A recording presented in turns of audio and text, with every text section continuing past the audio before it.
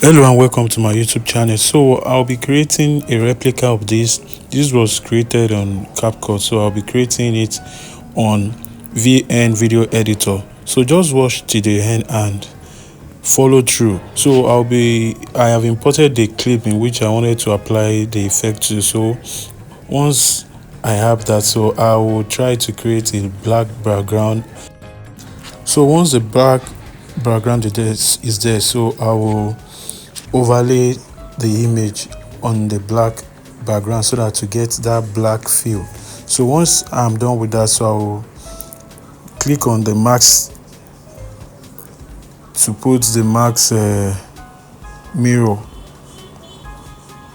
So once that is done, then I will use a keyframe to do the movement. So and that is also, don't forget to subscribe, turn on your notification bell, and comment, and also share to your loved ones.